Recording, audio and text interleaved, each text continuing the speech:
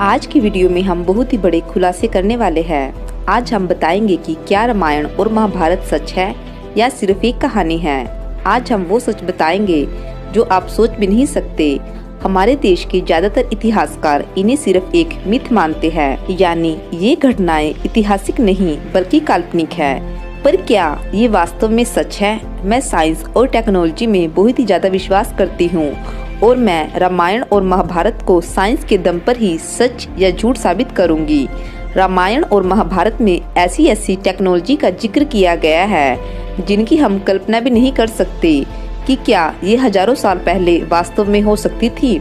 जैसे रावण का पुष्पक विमान, हनुमान जी का पर्वत को उठाकर लाना, भगवान कृष्ण का सुदर्शन चक्र और संजय द्वारा युद्ध का सैकड़ों किलोमीटर दूर आंखों देखा हाल सुनाना, एडवांस हथियारों का होना जैसे ब्रह्मास्त्र जो परमाणु बम के जितना ही पावरफुल था, मंत्रों से चलने वाले हथियारों का होना, अभिमन्यु का गर्भ में ही चक्रव्यूह के बारे में जानना, शिखंडी जैसे ट्रांसजेंडर का होना, भगवान राम द्वारा 3000 किलोमीटर की यात्रा करके समुद्र में पुल बनाकर पार करना इत्यादि।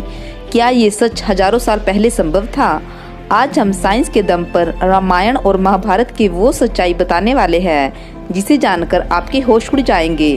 पर इससे पहले यदि आपने हमारा चैनल सब्सक्राइब नहीं किया है तो प्लीज आप इसे अभी सब्सक्राइब कर ले ताकि आप हमारी आने वाली कोई भी वीडियो मिस ना करें। सबसे पहले मैं उन लोगों की आंखें खोल दूं जो हमारे देश के इतिहासकारों पर विश्वास करते हैं। हमारा आधे से ज्यादा इतिहास विदेशी लोगों ने लिखा है। अब इनकी लिखी हुई कुछ बातों को देखिए। मिस्र के पिरामिड के बारे में सभी लोग जानते हैं और सभी इतिहासकारों ने इसे टेक्नोलॉजी के हिसाब से बहुत ही ज्यादा एडवांस बताया है और कहा है कि इसे बनाने वाले टेक्नोलॉजी में बहुत ही ज्यादा एडवांस थे। पर क्या कभी आपने पिरामिड के पास बने इस स्टैचू को ध्यान से देखा है? इस स्टैचू में मुंह एक लड़की का है और बाकी शरीर एक शेर का है और ये इतिहासकार इसे 9500 BC पूर्व का बताते हैं, क्योंकि ऐसा ही एक स्टैचू तुर्की में मिला था जो 9500 BC पूर्व का था। अरब में और भी ऐसे कई गॉड थे जो आधे इंसान और आधे जानवर थे।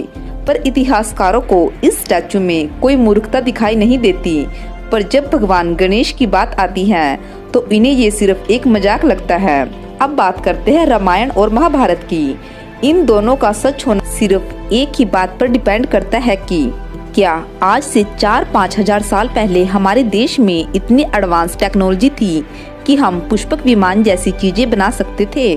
पर इतिहासकारों का मानना है कि इतने समय पहले हड़प्पा और मेसोपोटामिया की सभ्यताएं थी और उस समय विमान के बारे में सोचना भी बेवकूफ़ी होगी। आज तक आपने सिर्फ वही देखा और सुना है जो इन इतिहासकारों ने बताया है।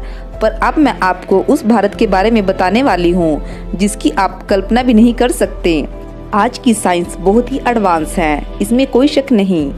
आज हम हवाई जहाज जैसी चीजें आराम से बना सकते हैं। पर अगर मैं आज की साइंस को मैं कहूँ कि आप एक ऐसा लोहा बनाओ जो हजारों साल तक बना रहे और उसमें जरा सा भी जंग ना लगे, तो यह आज भी नामुमकिन है।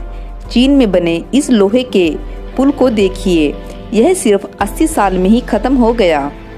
पर अब दिल्ली के इस लोहे के स्तंभ को देखिए जिसे 1600 साल पुराना बताया है आज के इतिहासकारों ने। पर 1600 साल पहले की जो संस्कृत भाषा थी वो इस पिलर पर लिखी भाषा से जरा सी भी मेल नहीं खाती। अब वेदों में लिखी संस्कृत भाषा को देखिए, इसे देखकर आप समझ जाएंगे कि इस पिलर की भाषा वेदों से भी पुरानी है, यानी यह पिलर 4 से 5000 साल से भी ज्यादा पुराना हो सकता है। इस पिलर की खास बात यह है कि इसे आज तक भी जंग नहीं लगा। दुनिया भर के साइंटिस्ट इसे लेकर अभी भी कंफ्यूजन में हैं कि यह किस प्रकार बनाया गया होगा। और इस पिलर के ऊपर की बनावट को देखिए, इसे बहुत ही कुशल कारीगरों ने बनाया होगा जो टेक्नोलॉजी में हमसे भी ज्यादा एडवांस होंगे। अब मैं महाभारत काल की मेडिकल साइंस के बारे में बताती हूँ। हमें भारतीयों पर कम और विदेशियों पर ज्यादा भरोसा है, इसलिए मैं कोलंबिया यूनिवर्सिटी के एक लेख के बारे में बताती हूँ जिसमें बताया गया है कि प्लास्टिक सर्जरी की खोज 2500 साल पहले भारत में हुई थी। जिन लोगों की नाक कट जाती थी या किसी अपराध की वजह से काट दी जाती थी, उन लोगों की नाक प्लास्टिक सर्जरी के द्वारा फिर से ठीक की जाती थी। आज पूरी दुनिया मान चुकी है कि प्लास्टिक सर्जरी की खोज भारत में ही हुई थी। सुश्रुत संहिता में 1100 से ज्यादा बीमारियों के बारे में बताया गया है। हर बीमारी का उपचार बताया गया है। सुश्रुत संहिता के इन औजारों को देखिए जो आज के मेडिकल औजारों के जैसे ही है। हजारों साल पहले इतने एडवांस मेडिकल के उपकरण होना बहुत ही हैरान करने वाला है। पर सबसे हैरान करने वाली इस किताब में लिखी जानकारी है।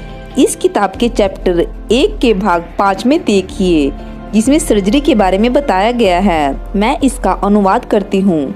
सर्जिकल ऑपरेशन के प्रकार का पता लगाना, उसके बाद उपकरण और बाकी का सामान तैयार करना, रोग निरोधक दवाइयाँ, सर्जरी के लिए कौन सा कट लगाना है, सर्जरी से पहले क्या क्या कदम उठाना है, घाव को कपड़े से लपेटना, सर्जरी के बाद मरीज को क्या क्या हिदायतें देनी है, सर्जरी के बाद दर्द को कम करना।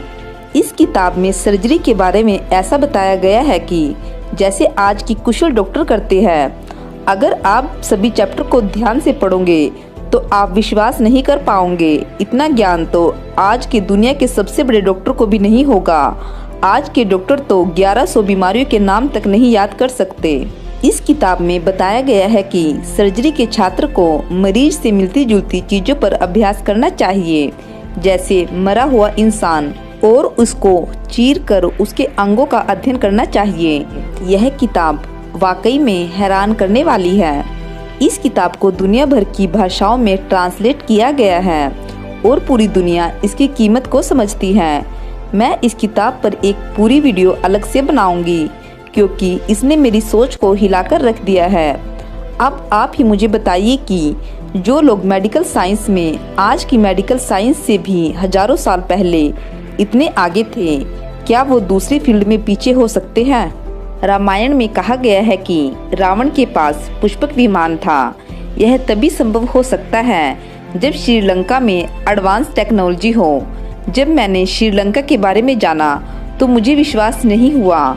श्रीलंका में सिगिरिया नामक की जगह है जो 660 फीट ऊंची है। इस नक्शे को ध्यान से देखिए। इसमें नीले रंग की जगह पानी है। यह एक बहुत बड़ा कॉम्प्लेक्स है जिसमें एक बहुत बड़ा गार्डन है। सबसे ऊपरी हिस्से पर रहने के लिए एक बहुत बड़ी इमारत बनाई गई है जो अब खत्म हो चुकी है। बस उसके अवशेष बचे हैं। यहाँ अब भी 30 लाख ईंटें, पत्थर और मार्बल हैं। जो मार्बल यहाँ पाया गया है वो आसपास कहीं भी नहीं पाया जाता। सिर्फ इस तालाब को बनाने के लिए 3500 टन चट्टान को काटा गया था। इस चट्टान पर कुछ इस प्रकार के निशान मिले हैं जो उस समय या आज भी किसी औजार से नहीं बना सकते। चट्टान पर इस प्रकार के काटने के निशान बहुत ही एडवांस टूल से ही बनाए जा सकते हैं और इस प्रकार का सुराख सिर्फ ड्रिल मशीन से ही हो सकता है। यह सब तो कुछ भी नहीं, पर यहाँ का सिक्योरिटी सिस्टम देखकर आपके होश उड़ जाएंगे। सबसे पहले यहाँ चारों तरफ इस पानी को पार करना होगा। इसके बाद इस प्रकार के पुल पार करने होंगे जिन्हें बीच में से हटाया जा सकता है। उसके बाद ऊपर जाने के लिए इन दो विशाल पत्थरों के बीच से गुजरना होगा और एक समय में 2 से ज्यादा लोग यहाँ से नहीं गुजर सकते। ऐसे में उन्हें आराम से मारा जा सकता है। उसके बाद 1000 टन के पत्थरों को इस प्रकार रखा गया था कि उन्हें आसानी से नीचे गिराया जा सकता था। आप खुद सोचिए, 1000 टन के वजन के पत्थर को ऐसे छोटे छोटे पत्थरों पर बैलेंस बनाकर रखा गया था जो हम आज भी मशीनों के द्वारा बहुत ही मुश्किल से कर सकते हैं। और इस प्रकार के पत्थर चारों तरफ रखे गए थे। गार्डन वाले हिस्से को एक झील से जोड़ा गया था। अगर झील से पानी को एक साथ छोड़ा जाता तो बहुत तेज बाढ़ आ जाती और पानी से बचना मुश्किल था। और यहाँ रहने वाले लोगों के पास कितने एडवांस हथियार होंगे यह सोचना भी मुश्किल है। इतना एडवांस सिक्योरिटी सिस्टम तो अमेरिका में भी नहीं है। अब जरा सोचिए, आज भी यहाँ जो सीढ़ियाँ बाद में बनाई गई थी उनसे चढ़ने में भी 2 घंटे लगते हैं। क्या इस विशाल महल को बनाने वाले इतने मूर्ख होंगे कि उन्हें सिर्फ 4 घंटे ऊपर नीचे जाने में ही लगते? मैं तो ऐसा नहीं मानती। श्रीलंका में मिली सिगिरिया को रावण का महल बताया जा रहा है और यहाँ मिली वाटिका रामायण में बताई गई विशाल वाटिका के समान ही है। तो क्या रावण के पास वास्तव में विमान था? वैसे मैं आपको बता दूं कि हिंदू धर्म ग्रंथों में एक ग्रंथ विमान शास्त्र भी है, जिसमें विमान के बहुत सारे मॉडलों के बारे में बताया गया है। नेशनल जियोग्राफी की टीम ने इन मॉडलों की जांच करने के लिए वैसा ही विमान का मॉडल बनाया और देखा कि क्या यह वास्तव में उड़ सकता है। रिजल्ट चौंकाने वाले थे। ये विमान वास्तव में उड़ सकते थे। इस बात पर और भी ज्यादा विश्वास इसलिए किया जा सकता है क्योंकि कोलंबिया में भी 1000 साल पुराने जहाज के 17 मॉडल पाए गए थे, जिन्हें कोई नहीं नकार सकता। प्राचीन भारत की एडवांस टेक्नोलॉजी को जानने के लिए कर्नाटक के इस होयसलेश्वरा मंदिर को देखिए। यहाँ पर बनाए गए मंदिर के स्तंभों की बनावट और इस पर बने निशान को देखकर कोई भी कह सकता है कि यह एडवांस लेथ मशीन के बिना बनाना असंभव है। 12 फीट ऊंचे इन पिलरों को इस प्रकार बनाना आज भी असंभव है। इस मंदिर के अंदर मूर्ति पर इस चक्कर को देखकर आज की मशीनों की याद आती है। इसके ऊपर बना यह लॉक सिस्टम आज की मशीनों के लॉक की तरह ही है। इस मंदिर के अंदर इतनी बारीक नक्काशी की गई है जो पत्थर में आज की मशीनों से भी कर पाना मुश्किल है। इस 1 इंच के मुखौटों को अंदर से पूरी तरह खाली बनाया गया है, जो बहुत मुश्किल है। ये पूरी मूर्ति एक ही पत्थर से बनाई गई है, वह भी बिना किसी गलती के। यह सब बिना ड्रिल मशीनों और पॉलिश करने वाले औजारों के बिना संभव नहीं है और इस मंदिर में ऐसे टूल को दिखाया भी गया है। रामापा मंदिर में पत्थर को पिघलाकर मूर्तियां और स्तंभ बनाने के सबूत मिले हैं, पर आपको यह जानकर हैरानी होगी कि आज भी साइंस इस तकनीक के साथ काम नहीं कर सकती। 2016 में बफलो यूनिवर्सिटी ने पत्थर को पिघलाकर दिखाया था कि ऐसा हो सकता है, पर साइंस अभी भी इतनी एडवांस नहीं है कि रामापा मंदिर जैसे मूर्तियां और स्तंभ पत्थर को पिघलाकर बना पाए। पर लावा की पिघली हुई चट्टानों के रूप में हम देख सकते हैं कि जो ठंडा होकर कई तरह के आकार में जम जाता है। हमारे मंदिरों में बसाल्ट चट्टानों का इस्तेमाल किया गया है, जिसे पिघलाकर मूर्तियां बनाई गई थी और बफलो यूनिवर्सिटी ने भी बसाल्ट रॉक का ही प्रयोग के लिए इस्तेमाल किया था।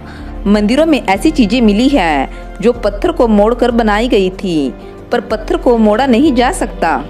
इससे साबित होता है कि इन्हें पिघलाकर बनाया गया था। और कुछ ऐसी मूर्तियां भी मिली है जो अंदर से खाली थी और ऐसी मूर्तियों को पत्थर को पिघलाए बिना नहीं बनाया जा सकता। अब महाभारत के शिखंडी को देखिए, जिनका जन्म एक महिला के रूप में हुआ था, पर बाद में वो पुरुष बन गए। उन्हें दुनिया का पहला ट्रांसजेंडर कहा जा सकता है। आज मेडिकल साइंस के द्वारा किसी महिला को पुरुष और पुरुष को महिला बनाया जा सकता है, पर 100 साल पहले यह बात कोई भी नहीं मान सकता था, पर 5000 साल पहले तो बिल्कुल भी नहीं। पर जब सुश्रुता संहिता जाना तो अब मैं भी मानती हूँ कि उस समय भी लिंग परिवर्तन करना संभव था। पंचावरना स्वामी मंदिर में इस शेर की मूर्ति को देखिए। इस शेर के दांत बाहर दिखाई दे रहे हैं। साइंटिस्टों को ऐसे जीव की हड्डियां मिली थी जिसे थाइलोकोसमाइलस कहा गया, जो आज से 1,26,000 साल पहले विलुप्त हो गए थे। पर हमारे मंदिरों को बनाने वाले को इसके बारे में पता था, जो हैरान करने वाली बात है। पिरामिड पर पत्थरों को कैसे चढ़ाया गया था, इसे लेकर पूरा यूरोप और अमेरिका आज तक बहस कर रहा है, जिसमें सिर्फ 2.5 टन के पत्थर थे जिन्हें आसानी से खींचकर ऊपर चढ़ाया जा सकता था। पर तमिलनाडु में भगवान शिव के बृहदीश्वरा मंदिर है, जिसकी ऊंचाई 216 फीट है और इसे 1,30,000 टन के पत्थरों से बनाया गया था, जबकि 60 किलोमीटर तक ऐसे पत्थर कहीं भी नहीं हैं। पर सबसे हैरान करने वाली बात इस मंदिर के ऊपरी हिस्से पर रखा 81 टन का पत्थर है, जो एक ही पत्थर था जिसे 216 फीट ऊंचाई पर रखा गया था। पर कैसे, यह आज तक कोई नहीं बता पाया और अंग्रेज सिर्फ 2.5 टन के पत्थर को लेकर कंफ्यूज है। कैलाश मंदिर को एक ही चट्टान से काट कर बनाया गया था, जो वाकई हैरान करता है। इस मंदिर को 4 लाख टन चट्टानों को काट कर बनाया गया था। अगर आज यह काम किया जाए तो 7,000 मजदूरों को 150 साल तक काम करना पड़ेगा, पर यह मंदिर सिर्फ 18 साल में बनाया गया था। पिरामिड को 20-30 हजार लोग सिर्फ 20 सालों में बना सकते हैं। अगर 7,000 लोग बनाते तो लगभग 80 साल लगते, पर कैलाश मंदिर को बनाने में आज भी 150 साल लगेंगे। पिरामिड में सिर्फ आम पत्थर थे, उन पर कोई डिजाइन नहीं बनाया गया था। हमारे सभी मंदिरों में कमाल की साइंस को यूज किया गया है। हर प्राचीन मंदिर में कई रहस्य छिपे हैं।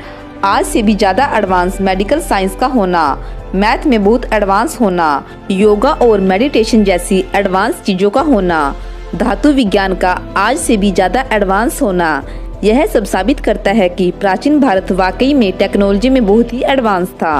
हमारे देश में हमेशा से ही कहानी सुनने का प्रचलन रहा है। मैं भी अपने पापा और दादा दादी से कहानी सुनकर बड़ी हुई हूँ, पर आज तक कोई भी कहानी को मैं सच नहीं मानती थी, क्योंकि मुझे पहले से ही बताया गया था कि यह सिर्फ कहानी है। पर हमारे पूर्वज इतने एडवांस होने के बाद भी क्या किसी कहानी को सच मान लेते थे? क्या कोई कहानी 1000 किलोमीटर से ज्यादा दूर और करोड़ों लोगों और कई देशों तक फैल सकती थी?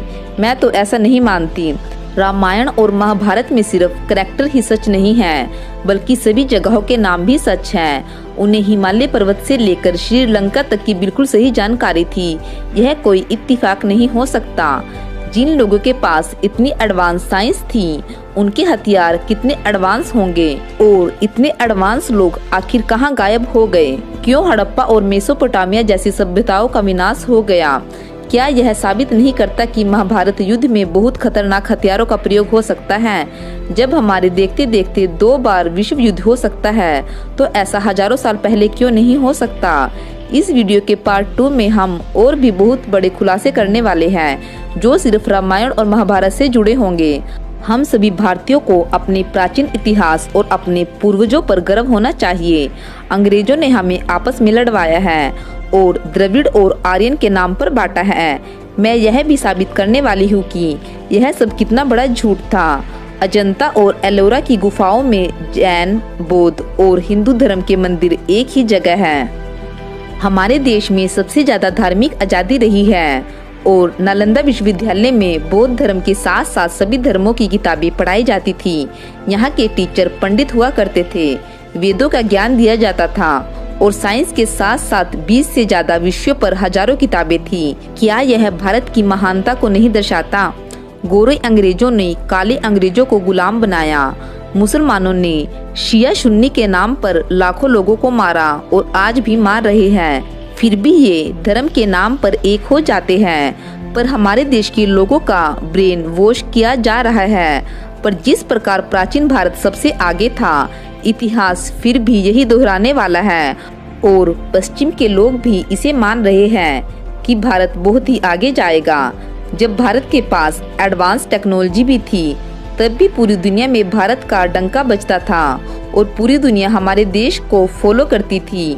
आज यही टेक्नोलॉजी पश्चिम में चली गई है और आज हम उन्हें फॉलो कर रहे हैं, पर भविष्य आज भी भारत का है, क्योंकि आने वाले समय में भारत ही दोबारा विश्व गुरु बनेगा। इसलिए हमें फालतू की बातों को छोड़कर साइंस और टेक्नोलॉजी पर ध्यान देना चाहिए, तभी हमारा यह सपना पूरा होगा। आज की वीडियो में बस इतना ही। फ्रेंड्स, अगर आपको यह वीडियो अच्छी लगी है तो प्लीज इस वीडियो पर हमें कमेंट करके जरूर बताइए, और हमारी वीडियो को लाइक और शेयर करना ना भूलें। धन्यवाद।